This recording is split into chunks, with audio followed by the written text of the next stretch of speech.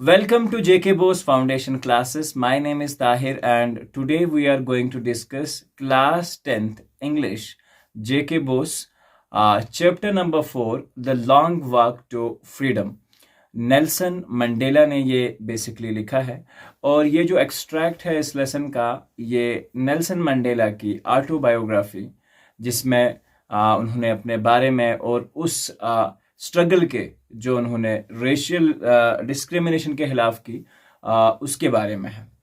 तो लेसन को थोड़ा सा स्टार्ट करने से पहले मैं आप सबको बता दूं कि चैनल पर इससे पहले के आने वाले जो सारे लेक्चर्स थे यानी कि चैप्टर्स हैं along with the question answer हमने अपनी तरफ से बेस्ट कोशिश की है कि आप लोगों तक एक बेस्ट मटेरियल पहुंच सके जो आपको एग्ज़ाम में हेल्प करे।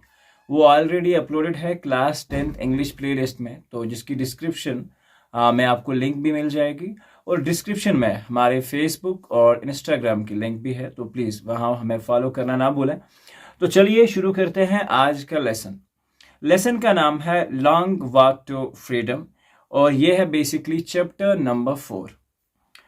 सो टुलिप सीरीज की इंग्लिश जो है जो स्पेशली जेके बोस के लिए डिज़ाइन की गई है, तो उसका चैप्टर नंबर 4 ये लिखने वाले हैं नेल्सन मंडेला जो कि आथर हैं इस लेसन के।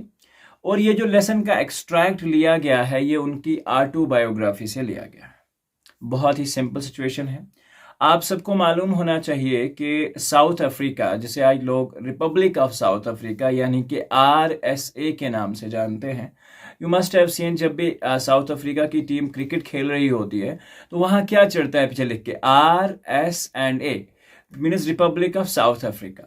तो सबसे पहले क्या हुआ काम के अगर हम बात करें तो लगभग 300 साल और बहुत सारी बुक्स ये लिखती हैं कि मोर देन 300 इयर्स जो वाइट सुपरमेसी थी यानी कि जो वाइट लोग थे कहाँ पे साउथ अफ्रीका के अंदर, उनका बहुत ज़्यादा रोल रहा है वहाँ की एडमिनिस्ट्रेशन को चलाने में और ये सारी चीज़ों को चलाने में।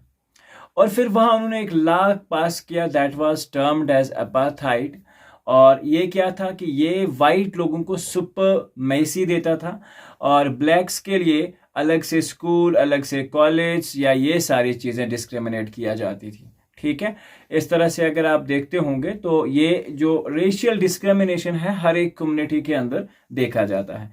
चाहे आप किसी तरह की कम्युनिटी को भी उठा के ले लो, हर तरह का रेशियल डिस्क्रिमिनेशन होता है सोसाइटीज के अंदर। आप मुस्लिम सोसाइटी में अगर देखेंगे तो जिसे हम हायर कास्ट वर्सेस शेख या छोटी कास्टों को लोग ट्रीट करते हैं इस तरह से, बट लेकिन कुरान में वाजिया है कि अल्लाह ताला ने ज़ात किस लिए बनाई थी? ज़ात सिर्फ एक दूसरे को पहचानने के लिए बनाई थी, लेकिन हम लोगों ने उसको बड़ा और छोटा बना दिया। एक एजुकेटेड आदमी के लिए ज़ात पात पे भरोसा करना बिल्कुल भी अलाउड नहीं है। इस तरह हिंदू मज़हब में अगर आप देखेंगे तो दलित और जो हरिजन समाज होता है और ब्राह्मण, इनमें हमेशा चलती है, कोई दलित शादी के दिन घोड़ी पे नहीं चढ़ सकता था। तो ये बहुत सारी ऐसी सिचुएशंस हैं जहाँ पे ये ट्रीटमेंट किया जाते हैं। इस तरह से साउथ अफ्रीका के अंदर वाइट सुपरमेसी वर्सेस ब्लैक थे और वो वाइट्स का जो था वो ज़्यादा थे और ऑब्वियसली वो ब्लैक्स को इस तरह से ट्रीट करता था। इस सारी चीज़ों की स्ट्रगल की जब नेल्सन मंडेला बड़े हुए तो उन्हें एक आइडिया हुआ कि नहीं, मैं इस चीज़ के लिए पैदा नहीं हुआ हूँ, हर एक आदमी को आज़ाद रहने का हक है। तो उन्होंने इस सारी स्ट्रगल की 27 साल तक की उम्र में जिसे हम कहेंगे वो जेल रहे और आखिरकार जिसे हम कहें 10 मई 1994 को वो पहले प्रेसिडेंट बने, black president of South Africa, जो कि थे अफ्रीकन नेशनल कांग्रेस के मेंबर। उसके बाद वो अफ्रीकन नेशनल कांग्रेस को ज्वाइन करते हैं और ये जो सारी स्ट्रगल है वो यहाँ पे बयान है इस लेसन में।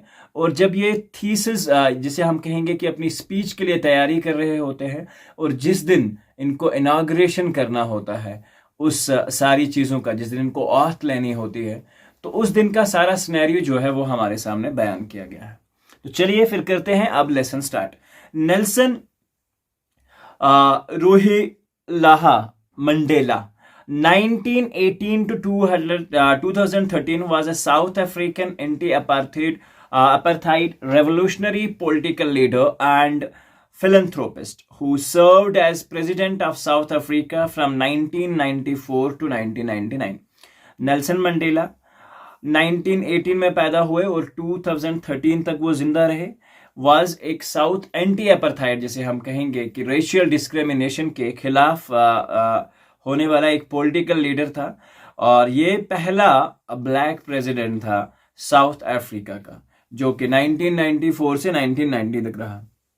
He was the country's first black head in the fully representative democratic elections. While pioneering resistance movement against apartheid, he had to spend 27 years in the prison as South Africa, और south Africa की jail में लगभग 27 साल, जो मैंने आपको कहे।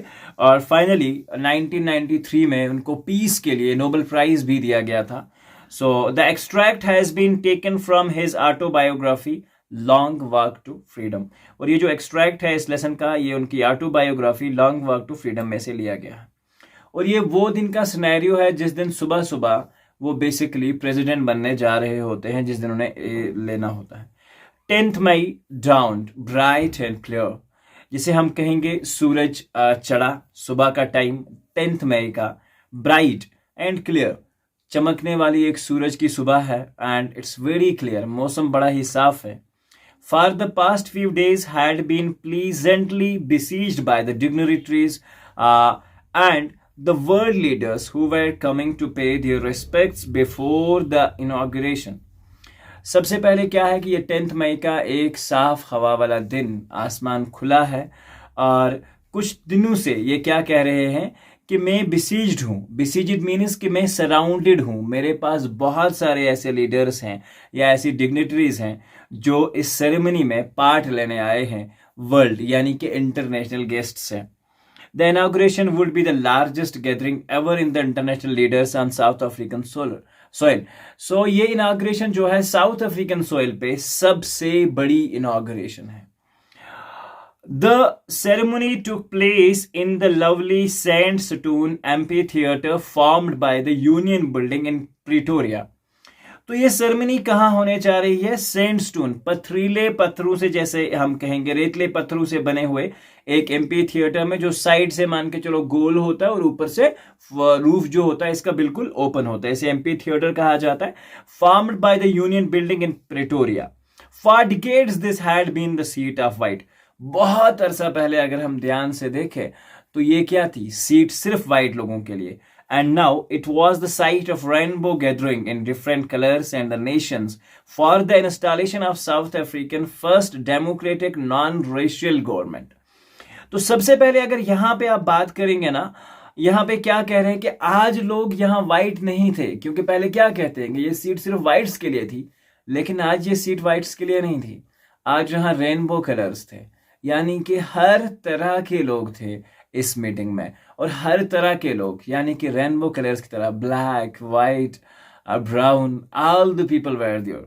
सो finally ये एक नॉन रेशियल गवर्नमेंट थी, और वर्ल्ड से डिग्निटरीज ऑलरेडी जो स्पेशल गेस्ट्स होते हैं वहाँ पे वर्ल्ड से आए हुए, besieged surrounded by amphitheater is an open circular above building which is actually a central place surrounded by the tiers of the seats around, जिस तरह से फुटबॉल का ग्राउंड बना होता है इस तरह से। Now long walk to freedom once again on that lovely autumn day, एक बहुत ही खूबसूरत दिन, I was accompanied by my daughter Zinani, मेरे साथ मेरी डॉटर भी थी जिसका नाम जिनानी होता है। ऑन द पोडियम, पोडियम हो गया वो जगह जहां औत ले जाती है, या जिसे हम कहेंगे अपनी जगह पे स्टेज, ऊंची जगह, ठीक है। Mister de Klerk was first sworn and as the second deputy president. तो mister de Klerk was first sworn as the second deputy president. पहले सबसे पहले डी क्लर्क का ओथ लेना था, जिसे सेकंड प्रेसिडेंट का, डिप्टी प्रेसिडेंट का ओहदा संभालना था। Then Thabo Mbeki was sworn in as the first deputy president।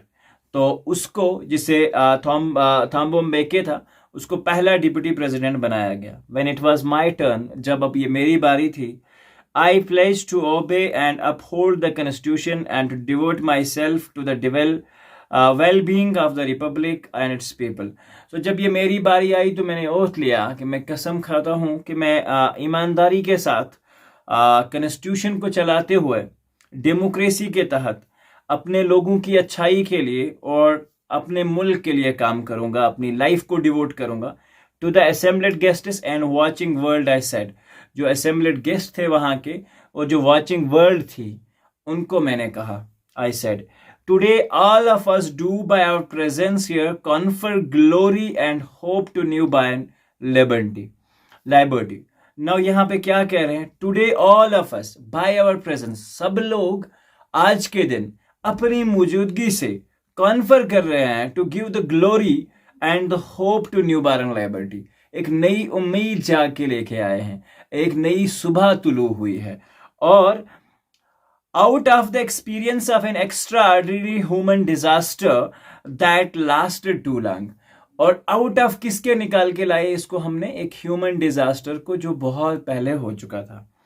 That lasted too long must be born in a society of which all the humanity will be proud, और ये कैसी society मैं हुआ जहां हर एक को प्राउड फील होना चाहिए इस बात पे। सो नेक्स्ट है, we who were outlaws not so long ago have today been given the rare privilege to be host to the nations of the world on our soil. हम लोग जिन्हें कुछ समय पहले या कुछ देर पहले आउटलाज माना जाता था, यानी कि दरिंदे, जिसे हम कहें रिबेलियंस कहा जाता था, यानी कि कानून को न मानने वाले कहा जाता था, आज के दिन ये बेसिकली वो सारी चीजें हैं जो वो बता रहे हैं। Being given the rare privilege to be host the nations of the world and earth, तो आज हमें ये मौका मिला है कि हम वर्ल्ड के इंटरनेशनल गेस्ट्स को अपनी सोइल पे होस्ट कर सके, उनकी मेजबानी कर सके। We thank all of our distinguished international guests for having come to take possession to the people of our country of what is after all. So हम सबका शुक्रिया अदा करना चाहते हैं जो इस तकरीब में शिरकत कर रहे हैं। A common victory for justice, for peace, for human dignity. सबसे पहले एक कॉमन विक्ट्री है इंसान की इंसाफ के लिए, अमन के लिए, और ह्यूमन डिग्निटी, जिसे हम कहेंगे कि गैरत के लिए, इंसानी इज्जत और आबरू के लिए। ठीक है, तो चलिए अगला पैरा है, We have at last achieved a political emancipation, जिसे हम कहेंगे freedom. Emancipation is used here as a freedom. तो फाइनली हमें अपनी पॉलिटिकल फ्रीडम मिल गई। We pledge ourselves to liberate all our people from the continuing bondage of poverty, deprivation, suffering, gender and other discrimination. तो सबसे पहले हम क्या करेंगे कि अपने लोगों को, अपने कौम को इस गरीबी की तह से ऊपर लेकर जाएंगे। Poverty, deprivation, suffering, gender and discrimination, इन सारी चीज़ों से अब इसको आज़ाद कराना है और एक नई फिजा का माहौल जो है वो शुरू करना है। Never never and never again shall it be that beautiful land will gain again the same operation by one another. So उसके बाद आज के दिन साउथ अफ्रीकन सोइल में इसके बाद कभी भी नेवर नेवर अगेन कि इस तरह का कोई भी इनह्यूमन एक्ट जो है वो होगा। The sun shall never set a glorious a human achievement. ये जो सन है वो कभी इस तरह से वापस फिर डूबेगा नहीं। ठीक है, जिसे हम कहेंगे sun shall never set on so glorious a human achievement. और इस जो ह्यूमन अचीवमेंट थी इसके ऊपर अब जिसे हम कहेंगे बादल कभी नहीं मंडराएंगे। द लेट फ्रीडम रेन, और ये फ्रीडम जो है आबाद रहे। ठीक है, एंड गॉड ब्लेस अफ्रीका। ये थे वो वर्ड जो वर्ल्ड को सुना रहे थे नेल्सन मंडेला अपनी इनॉग्रेशनल स्पीच में। तो चलिए अब थोड़ा सा आगे देखते हैं कि क्या क्या चीजें जो थी वो बहुत तकलीफ देह थी इनको, जिसको इन्होंने सहा था। And there A few moments later, we all lifted our eyes in awe as the spectacular array of South African jets, helicopters, and troop carriers roared in a perfect formation over the Union Building. अब ये सारी चीजें हो ही रही थी कि इसी दौरान कुछ जेट्स, हेलीकॉप्टर्स जो कि बेसिकली डिफेंस के होते हैं, आर्मी के होते हैं, वो एक प्रॉपर पैटर्न में ऊपर से गोलाई में घूम के जाते हैं और कुछ कलर्स जो होते हैं वो शो ऑफ करते हैं। और वो किस तरह के कलर्स होते हैं? बहुत ही शानदार तरह के कलर्स होते हैं। और फाइनली ये क्या था? बेसिकली यूनियन बिल्डिंग को गाइड किया इन्होंने। It was not only a display of pin point precision and military force. ये आर्मी की तरफ से अपनी ओर से दिया गया वो सपोर्ट था कि हाँ, हम भी इस नई रेशियल जो एंटी रेशियल डिस्क्रिमिनेशन गवर्नमेंट है इसके साथ में खड़े हैं।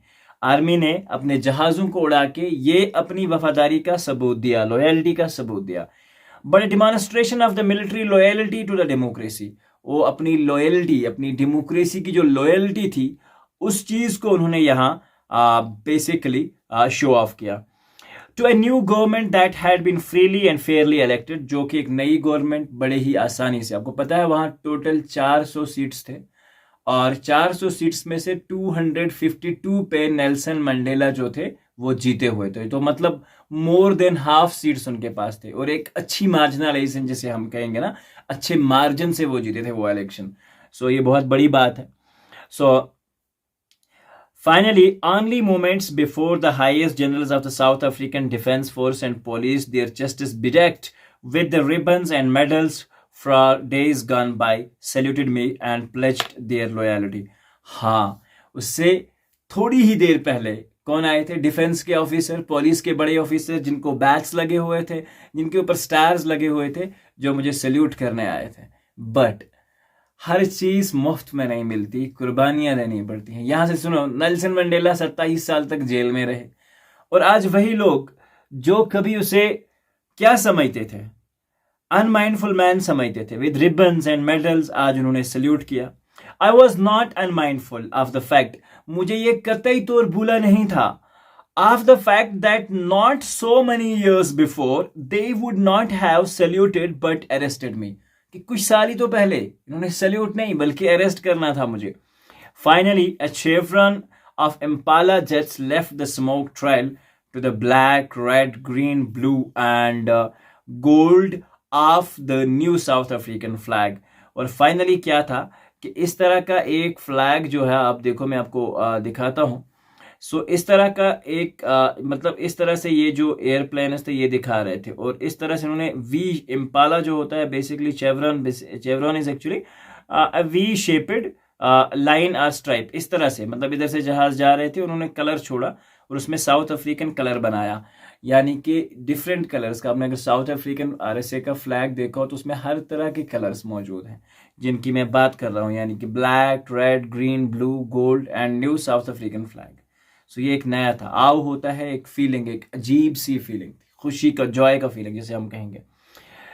Then is spectacular array that's attractive, not mindful, not aware, मतलब ये भूला नहीं था यहाँ पे कि कुछ ही दिन। बिडेक टू डेकोरेट एंड कवर, मतलब ये जो आर्मी ऑफिसर्स आए थे बड़े डेकोरेटेड थे। And chevron is a V shaped line और stripe.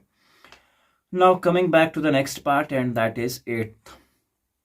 Today was symbolized for me by the playing of our 2 national anthems and the vision of white singing। आज का दिन हमारे लिए एक अलग दिन था क्योंकि आज के दिन 2 नेशनल एंथम्स गाए जाते थे। कौन से? White singing Nkosi Sikelel' iAfrika and the black singing Die Stem the old anthem of the republic. Although that day neither group knew the lyrics of anthem they once despised, they would soon know the words by heart। सबसे पहले क्या था कि whites के लिए अलग ही national anthem था, black के लिए अलग था जो आज तक वो गा रहे थे, और इतनी नफरत एक दूसरे से थी कि जिसे हम कहेंगे कि कभी भी उन्होंने इसके लिरिक्स को समझने की कोशिश नहीं की, कभी भी इसके मीनिंग्स को समझने की कोशिश नहीं की। और जब मीनिंग समझ नहीं आए तो वो सिर्फ गा रहे थे, उनको कभी भी दिल से इसके। अब यहाँ पे क्या कह रहे हैं नेल्सन मंडेला कि अब ये लोग इसको दिल से याद करेंगे। आज तो उन्हें बिल्कुल भी नहीं पता कि हम क्या पढ़ रहे हैं या वो जो मीनिंग है उसकी मीनिंग क्या है। दोनों की, ना वाइट को ब्लैक वालों का पता था, ना ब्लैक को वाइट वालों का पता था कि इनके एंथम का क्या मीनिंग है, इनके लिरिक्स का क्या मीनिंग है। लेकिन नेल्सन मंडेला कह रहे हैं कि कुछ दिनों बाद ये सीख जाएंगे। ठीक है, तो चलिए next. One day of the inauguration, I was overwhelmed with the sense of the history in the first decade of the 20th century, a few years after the bitter Anglo-Boer War and before my own birth. The white-skinned people of South Africa patched up their differences and erected a system of racial discrimination against the dark-skinned people of their own land। सबसे पहले आप ये कहानी पे आते हैं वापस कि क्या थी ये सारी कहानी। On the day of inauguration, जब इनाग्रेशन कर, I was overwhelmed with a sense of history, थोड़ा सा मेरे जहन में वो हिस्ट्री की सारी बातें चल रही थी। नेल्सन मंडेला कह रहे हैं कि इन द फर्स्ट डिकेड, अगर हम पहले 10 सालों की बात करें 20th सेंचुरी की, यानी कि 19 से लेकर 1910 तक की अगर हम बात करें, few years after people of South Africa, Anglo Boer war जो हुआ था, क्योंकि इस वार के अंदर बिफोर माई ऊन बर्थ, अपनी पैदा होने से पहले की बात कर रहे हैं, the white skin people of South Africa patched up there differences and erected A system of racial discrimination against the dark. ये जो वहाँ के गोरे लोग थे, इन्होंने काले लोगों के खिलाफ कानून बनाए और बहुत सारे ऐसे कानून बनाए, उनके स्कूल्स को अलग कर दिया, उनके लिए ट्रेन्स अलग, उनको ट्रेन्स में नहीं बैठने दिया जाता था। साउथ अफ्रीका में गांधी जी भी तो स्ट्रगल किया था, वो भी यही अपार्थाइड के खिलाफ ही था, ठीक है। ऑब्वियसली ये सारी चीजें जो थी, differences in erected the system of domination against the dark, और एक तरह का डोमिनेट कर दिया डार्क लोगों को, ब्लैक लोगों को, for their own land, on their own land. The structure they created formed the basis of one of the harshest, most inhuman societies of the world has ever seen. Now, in the last decade of the 19th century, and my own 8th decade, as a man, that system had been overturned for. अब ये सारी कहानी वो अपने जहन में आ रही है उसके दिन, इनाग्रेशन के दिन। वो कहते हैं कि कितना टाइम लगा, कितने साल मैंने जेल में गुजारे, जब लोगों को बहुत सप्रेस किया जाता था, ठीक है। सो ये सारी चीज़ें थी। अभी भी रेशियल डिस्क्रिमिनेशन ख़त्म नहीं हुआ है, अगर हम ध्यान रखें। आपने साउथ अफ्रीकन मैच में देखा होगा, जब एक आदमी को यूएस में मार दिया था, एक ब्लैक आदमी को, तो साउथ अफ्रीकन जो कैप्टन थे, डीकॉक, क्विंटन डीकॉक, वो वाइट है। तो जब वो एक सुपरमेसी दिखा रहे थे ना, जिसे हम कहेंगे कि मतलब सब लोग बैठने से पहले वो इस तरह का एक जेस्चर दिखाते थे, ब्लैक लाइफ्स मैटर, लेकिन हमने देखा था साउथ अफ्रीकन विकेट कीपर जो थे वो नहीं बैठे थे, उन्होंने कोई भी ऐसा जेस्चर जो था वो नहीं दिया था। It means that still there is something that they are having in their mind. So the structure they created formed on the base of the एक हार्शेस्ट ह्यूमन स्ट्रक्चर, जिसे अपार्थाइड कहा गया था। और अब ये सारी चीज़ें उनके जहन में आ रही थी नेल्सन मंडेला की, कि कैसे आज वो सारी चीज़ें रिप्लेस हो चुकी हैं और एक नॉन रेशियल डेमोक्रेटिक गवर्नमेंट हमारे सामने है, by one that recognised the nights of the freedom of all the people regardless of the color of their skin। और इसको सारी वो चीज़ें, वो सेक्रीफाइसेस, वो लोगों का तड़पना, वो लोगों के लिए गुजरना, बर्दाश्त करना, इन सारी चीज़ों को याद पड़ रहा है। Next, that day had come about through an unimaginable sacrifice of the thousands of the people who suffering of the courage can never be counted or repaid। जिसे हम कहेंगे कि ये जो आज़ादी आई थी, ये फ्री में नहीं आई थी, इसके लिए बहुत सारी कुर्बानियाँ देनी पड़ी थी, और बहुत अच्छे और डायमंड्स की कुर्बानियाँ देनी पड़ी थी। I felt that day as I have so many other days that I was simply the sum of all those African patriots who had gone before me. तो ये कह रहा है कि बेसिकली उस दिन मुझे ऐसा फील हो रहा है कि ये उन सारे लोगों की मेहनत जिसका फल मैं हूँ, तो आज हूँ, इस कंट्री को बनाने में कामयाब हुआ। I was simply the sum of, उन सारे एफर्ट्स का मैं ही तो नतीजा था, तभी तो ये पॉसिबल हुआ जब उन्होंने कुर्बानियां दी। अफ्रीकन पैट्रियट्स, जो हुबल वतन थे, जो अफ्रीका के हुबल वतन थे, who had gone before me, that long and noble line ended and now begin again with me. I was pained that I was not able to thank them, and that they were not able to see what their sacrifices had wrought। अब ये यहाँ से क्या कह रहा है कि आज अफसोस है कि वो हमारे साथ नहीं है, और ना ही वो ये देख पा रहे हैं कि उनकी सेक्रीफाइसेस ने आज क्या गुल खिलाए हैं। रॉट मीन्स अचीव्ड, आज क्या हासिल किया है उनकी इन कुर्बानियों ने, कि साउथ अफ्रीका आज एक आज़ाद डेमोक्रेटिक नॉन रेशियल गवर्नमेंट बनाने में कामयाब हुआ है। The policy of apartheid created a deep and lasting wound in my country and my people. ये जो अपार्थाइड जो कास्ट था, वाइट सुपरमेसी जिसे कहा जाता है, तो इसने एक इस तरह का जख्म हमारे अंदर पैदा कर दिया है, ब्लैक लोगों के अंदर। All of us will spend money years, बहुत सारे साल लग जाएंगे इनको समझने के लिए, इफ नॉट जनरेशंस, अगर ये नहीं तो जनरेशंस लग रहेंगे, recovering from that profound hurt, उस गहरे जख्म से उभरने में हमें बहुत वक्त लग सकता है। But the decades of operation and brutality had another unintended effect, and that was that it produced the Oliver, Thambos, the Walter, Sisulus and the chief Luthulus, and the Yusuf Dadus, the Bram Fitchers, the Robert Sobokwich, Generosity, that their like may never be unknown again. Perhaps it requires such depths of operations to create such heights and the character. हाँ, इस जख्म ने बहुत सारी चीज़ें बुला दी और बहुत सारे पैट्रियट्स के नाम यहाँ पे लिख के सोच के अपने जहन में कह रहा है कि इन सबको हम कैसे बुला सकेंगे। इतने एक्स्ट्रा ऑर्डिनरी डायमंड्स को हमने खोया है। Like my never become unknown again, perhaps it requires such depths of operation to create such heights of the character.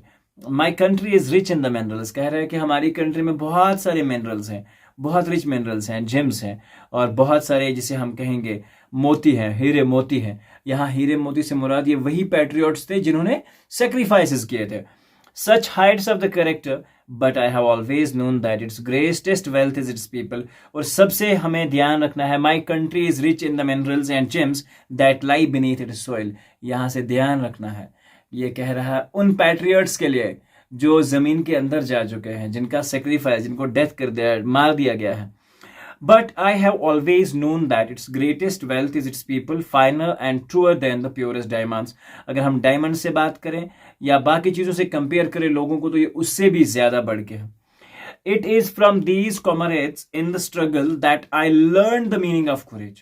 इन्हीं सारी चीज़ों से या इन्हीं लोगों के सेक्रीफाइसेस से मैंने सीखा कि हिम्मत क्या होती है, कुरेज क्या होती है।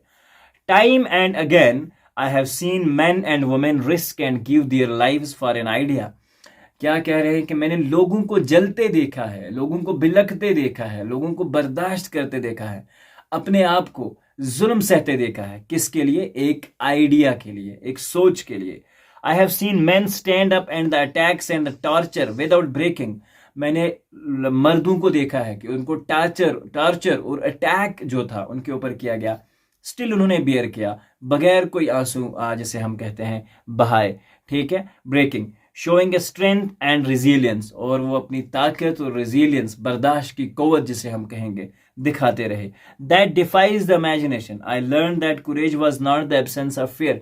मुझे ये मालूम हुआ कि एब्सेंस ऑफ फियर यानी कि डर का खत्म हो जाना ही हिम्मत नहीं है या बहादुरी नहीं है कि आप डर ही नहीं रहे हो, बस आप बहादुर माने जाओगे, नहीं। But the triumph over it. The brave man is not the who does not feel afraid. वो बहादुर आदमी नहीं होता जो डरे ना, लेकिन but he who conquers that fear. कितना जबरदस्त वर्ड है कि उसको हराए, डर को हराना है, तभी तो आगे बढ़ना है। यही बहुत सिंपल सी थी। The capacity to recover quickly from a difficulties and toughness. Obviously no one is born hating another person.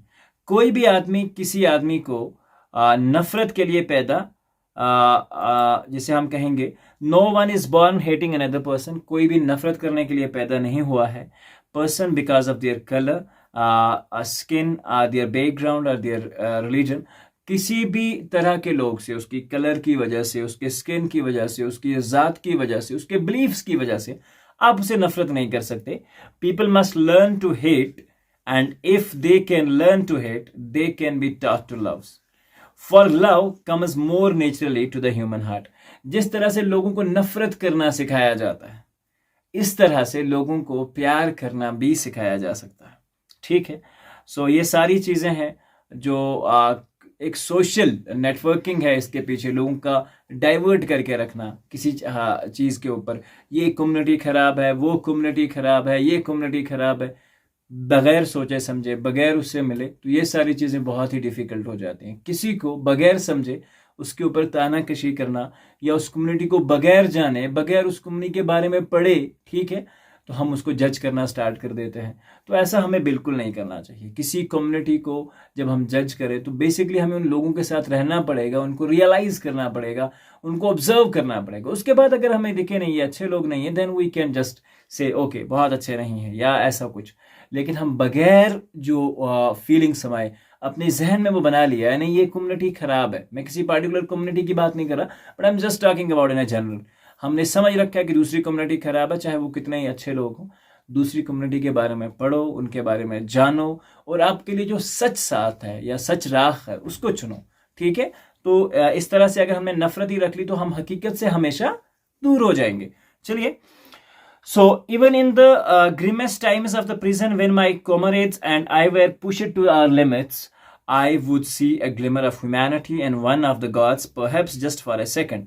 अब ये क्या कह रहा है कि मुझे ये इस चीज़ का एक्सपीरियंस था कि जब मैं 27 साल के लिए मुझे बिहाइंड द बार्स जो भेजा गया था, जैसे पुशड टू आर लिमिट्स, यानी कि जेल में जब मुझे डाला गया था, तो मैंने वहाँ के एक सिक्योरिटी गार्ड में थोड़ी सी हमदर्दी अपने लिए देखी थी।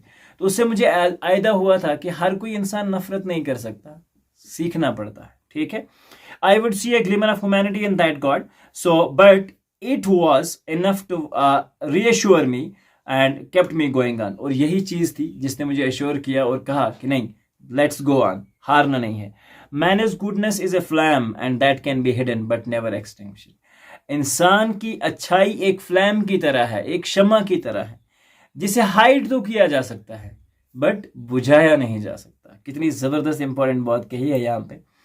इन life every man has twin obligations to his family, to his parents. हर एक इंसान की जिंदगी में दो हकायक होते हैं, या जिसे हमें दो जिम्मेदारियां होती हैं। उसका लव, उसका affection towards the family, towards his parents, towards his wife and children, ये सिंपल सी बात है। And second obligation is to his people, his country, his community and his country. In a civil and human society, each man is able to fulfill those obligations according to his own inclination and abilities. अब ये सारी चीज़ें हम अपनी अपनी जुर्रत के मुताबिक, अपने अपने औकात के मुताबिक, जिस तरह से हमारी रहन सहन हो उसके मुताबिक हम पूरा करने की कोशिश करते हैं। But in a country like south Africa it was almost impossible, क्योंकि कंट्री लाइक साउथ अफ्रीका में ये सारी जिम्मेदारियों पूरी करना बहुत मुश्किल था। In South Africa, a man of color who attempted to live as a human being was punished and isolated. तो सबसे पहले अगर एक ब्लैक कलर का आदमी कोई भी अच्छे से लाइफ जीने की कोशिश करता, आज़ादी से जिंदगी जीने की कोशिश करता, तो उसे बहुत बुरी तरह से टार्चर और पनिश किया जाता था।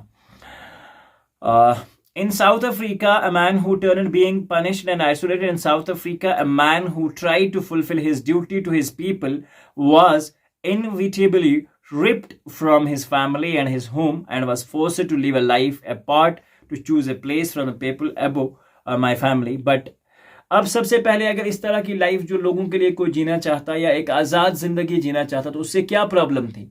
सबसे इंपॉर्टेंट प्रॉब्लम जो थी कि उसे कभी ऐसा करने का मौका नहीं मिलता, उसे अपनी फैमिली से दूर कर दिया जाता था, जिससे ना तो वो अपने लोगों की जिंदगी जो है वो पूरी कर सकता था, या उनकी ओर से जो उसकी जिम्मेदारी होती थी वो पूरी, ना ही उसे अपनी फैमिली की जिम्मेदारी कभी पूरी होती थी।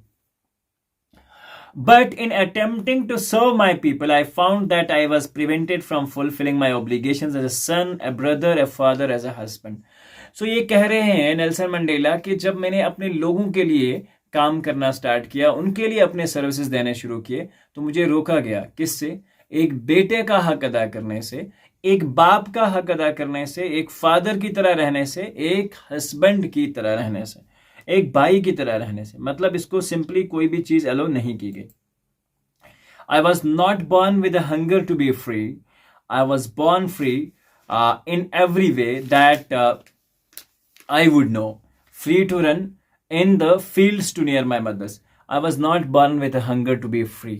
मैं ऐसा नहीं पैदा हुआ था जिसे मतलब कि उम्र भर हमें भूखा ही रखा जाएगा। ठीक है, I was not born as with a hunger to be free.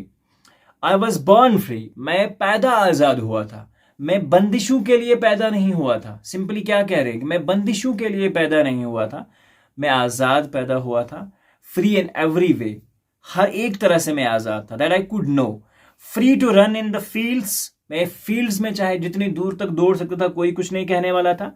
Near my mother's हट, जो हमारा घर का हट था उसके करीब मैं हर जगह दौड़ सकता था। फ्री टू स्विम, मैं हर जगह हर पानी में किसी तरह की जो पानी था वहां उसमें जा सकता। In the clear stream that ran through my village, और एक दरिया जो एक बहुत साफ और शफाफ पानी का था। लेकिन आपको पता है ना, इन ब्लैक लोगों को हाथ में पानी वगैरह जो जिस तरह से इस तरह दलितों के साथ यहाँ पे किया जाता है इंडिया में, तो सेम ऐसी ही सिचुएशंस थी वहाँ ब्लैक्स के साथ। Free to roast meals under the stars, मैं स्टार्स के सामने बैठ के अच्छी तरह से मील्स रोस्ट कर सकता था। And ride the back brood backs of slow moving bulls, और मैं बुलकाट्स जो हुआ था, क्योंकि उस पुराने ज़माने की बात है, तो मैं भी उन बुलकाट्स के ऊपर बैठ के लंबी सवारी करना चाहता था। As long as obeyed my father and abided by the customs. हाँ, ये तब तक मुमकिन था जब तक मैं अपनी लाइफ अपने रूल्स और अपनी कम्युनिटी के रूल्स के अकॉर्डिंग जीता। ठीक है, I was not troubled by the laws of man और गॉड। हाँ, तब तक जब तक ना मैं इसके अकॉर्डिंग चलता, तो ना ही मेरे लिए ट्रबल थे लॉज ऑफ मैन, जो कानून इंसान ने बनाए थे, और ना ही खुदा का कोई कानून मुझे ट्रबल करने वाला था। लेकिन I was only when I began to learn that my boyhood freedom was an illusion. लेकिन एक दिन उसे ऐसा मालूम होता है कि ये जो उसकी आज़ादी है ये एक इल्यूजन है, यानी कि एक इमेजिनेशन है, ये हकीकत में कुछ नहीं है, सच्चाई नहीं है इसके पीछे, ये it's just an illusion. When I discovered as a young man that my freedom had already been taken from me. और जब मुझे इस चीज़ का एहसास होता है कि मेरी जो आज़ादी है वो मुझसे छीन ली गई है. अब ये कैसे होता है? Had already taken from me, that begin to hunger for it. और अब दिल में उसके लिए भूख स्टार्ट होती है कि नहीं. At first as a student I wanted freedom only for myself. जब मैं स्टूडेंट था तो मैंने सिर्फ अपने आप के लिए फ्रीडम चाहिए. मैं नहीं चाहता कि क्लास में मुझे कोई बाहर निकाल दे, क्लास में मुझे कोई अलग सीट पे बिठा दे. तो ये सारी चीजें उसको पहले अपने लिए लग रही थी. लेकिन एज द ट्रांजिटरी टाइम बढ़ता गया, freedom begin able to stay out at night. और मैं ये चाहता था कि अब मैं आउट अकेला जाके बाहर नाइट गुजार सकूं, किसी भी बंदे के साथ बैठ सकूं, मुझे मेरी कलर, मेरी कास्ट, मेरी क्रीड की वजह से ट्रीट ना किया जाए. Read what I pleased and go where I chose. Later as a young man in Johannesburg I yearned for the basic and honourable freedom of living as a dignified life. और उसके बाद Johannesburg में शुरुआत होती है किन चीजों की? कि एक डिग्निफाइड लाइफ की, एक इज्जतदार जिंदगी की. कैसे शुरुआत होती है? Let's see. But then I slowly saw that only I was not free. अब मुझे अंदाजा हो गया कि नहीं भाई, ये मेरे साथ नहीं हो रहा है. मेरी कम्युनिटी के जो सारे, but my brothers and sisters were not free. मेरे ब्रदर्स भी और सिस्टर्स भी बिल्कुल फ्री नहीं थे. आई सा that it was not just my freedom that was curtailed. हाँ, मुझे ऐसा अंदाजा हो गया कि मेरी ही फ्रीडम को पर्दे के पीछे नहीं डाल रखा है, but the freedom of everyone who look like I did. और उस सारे लोगों की फ्रीडम जो बिल्कुल मेरी तरह दिखने वाले थे. That is when I joined the African National Congress. और उसके बाद नेल्सन मंडेला को ये आइडिया होता है कि नहीं, अब तो कुछ नहीं होगा. तो फाइनली वो अफ्रीकन नेशनल कांग्रेस में घुस जाते हैं as a leader. And that is when the hunger for my own freedom, भूख, ठीक है, फ्रीडम की जो भूख थी वो शुरू होती है. Became the greater hunger for freedom of my people. जो अपनी आज़ादी थी अब वो अपने तक महदूद नहीं रही, अपने लोगों के लिए भी महदूद. It was this desire for the freedom of my people to live their lives with dignity and self respect that animated my life, that informed a frightened young man into a bold one. इन सारी चीजों ने, जब अकेले की आज़ादी ने मुझे लोगों की आज़ादी सिखाई, तो उसने एक डरे हुए, एक सहमे हुए को एक बोल्ड आदमी बना दिया. That drove a law abiding attorney to become a criminal. जो एक कानून और कस्टम्स जो अपने कबीले के मानता था, उसे एक क्रिमिनल बना दिया. That turned a family loving husband into a man without home. जिसने एक अपनी पेरेंट्स से, अपनी फैमिली से प्यार करने वाले एक आदमी को एक ऐसा आदमी जो विदाउट होम हो, इस तरह से बना दिया. That forced a wife loving husband और man to live like a monk. इस चीज ने, जो अपनी वाइफ को प्यार करने वाला एक हस्बैंड था, एक आदमी था, उसे एक मॉन्क बना दिया. यानी कि मॉन्क एक ऐसे लोग होते हैं हिंदू मजहब में, जो या बाकी मजहबों में होते हैं, जिनका रियल लाइफ से कोई भी नहीं होता, वो अपनी दुनिया में रहते हैं, अलग रहते हैं और अपने हिसाब से रहते हैं. ठीक है, तो ये हर एक कम्युनिटी में पाए जाते हैं. अब लास्ट पैरा है, I am no more virtuous or self-sacrificing that the next man, but I found that I could not even enjoy the poor and limited freedoms. हाँ, इंपॉर्टेंट चीज है. सो ये कह रहा था कि सेल्फ सेक्रीफाइसिंग सिचुएशन है, मैं ये लिमिटेड आजादी नहीं चाहिए हमको. ठीक है, वो कहेंगे हाँ भाई अब चल लो, कर लो ये सारी चीजें, ठीक है. सो ये नहीं चाहिए. I should enjoy the full freedom was allowed when I knew my people were not free. और तब ये कहानी बहुत दुखी हुई मेरे लिए जब मुझे ये पता चला कि मेरे तरह के सारे लोगों के साथ तो यही है. Freedom is indivisible. The chains on anyone on my people were the chains on all of them. तो सबसे पहले फ्रीडम मुझे चाहिए थी हर एक के लिए, मेरे लोग आजाद नहीं थे, my people were not free, freedom is indivisible, ये ऐसा है ही नहीं जिस तरह की फ्रीडम होनी थी। मेरी कम्युनिटी के किसी भी आदमी के अगर गले में चैन्स पड़े हुए हैं तो ये मेरे गले में भी चैन्स हैं, भले ही मुझे कुछ आज़ादी मिल गई है लेकिन ये सारे लोगों को मैं इसका मज़ा देना चाहता हूँ, ठीक है। So I knew that the oppressor must be liberated just as surely as the oppressed, ठीक है। सबसे पहले ओप्रेसर को सबक दिखाना चाहिए, ठीक है। और उसने यहां से कहा है कि ओप्रेसर जुल्म करने वाला, ठीक है, और ओप्रेस जिस पे जुल्म हो रहा है, ये दोनों ही बराबर के ये हैं, जिम्मेदार हैं। जब तक आप में सहने की शक्ति आप सहोगे, जब बर्दाश्त खत्म आप उठोगे वापस, भाई खत्म करो खेल, ठीक है। ये ओप्रेसर और ओप्रेसर की कहानी है। A man who takes away another man's freedom is a prisoner of hatred. एक आदमी जो दूसरे आदमी की आजादी छीन ले वो बेसिकली एक नफरत का पुजारी है। He is locked behind the bars of the prejudice and no narrow mindedness. वो एक बार्स में झुका हुआ है, narrow mindedness जिसे हम कहेंगे शार्ट, छोटे दिमाग वाले लोग, ठीक है, गंदी सोच रखने वाले लोग हैं वो, जो किसी की आजादी छीन लेंगे। आई am not truly free if I am taking away someone else freedom, मैं खुद भी फ्री नहीं हूं अगर मैं किसी दूसरे की आजादी ले रहा हूं। Just as surely as I am not free, जिस तरह से मैं फ्री नहीं हूं, when my freedom is taken from me, जब मेरी आजादी मुझसे छीन ली जाए, the oppressed and the oppressor alike are robbed of their humanity. हाँ, दोनों सेम है, ठीक है। ओप्रेसर तब तक ही आपको ओप्रेस कर सकता है जब तक आप बगैर कुछ कहे सह रहे हो। जब आपने एक बार कहा ना वापस, बस that is enough, life is going to change from there and that's it, ठीक है। आप बर्दाश्त कर सकते हो, बट एक स्टेज आता है जहां पे हम कहेंगे no it's over, that's it, अब आइंदा ऐसा नहीं होगा। देन तब तक इसका मतलब क्या है, अगर आप बर्दाश्त कर रहे हो, जो सह रहे हो, तो आप खुद उसके जिम्मेदार हो, कोई दूसरा नहीं है। This finally brings us to the end of this particular and a very beautiful chapter and a very lesson learning important chapter. So before I end, सबसे एक रिक्वेस्ट करूंगा कि प्लीज मेक श्योर दैट कि आप बहुत अच्छे से lesson को पढ़ोगे, सारी वीडियोस को देखोगे आसानी से, और अच्छे इंपॉर्टेंट चीजें जो है इस लेसन में से समझने की कोशिश करोगे। विंटर पूरा पड़ा हुआ है इस साल, एंजॉय करें क्लासेस, और मिलते हैं नेक्स्ट वीडियो में जिसमें बात करेंगे question and answers of this chapter. Up till then take care and thank you each and everyone, God bless you guys, thank you.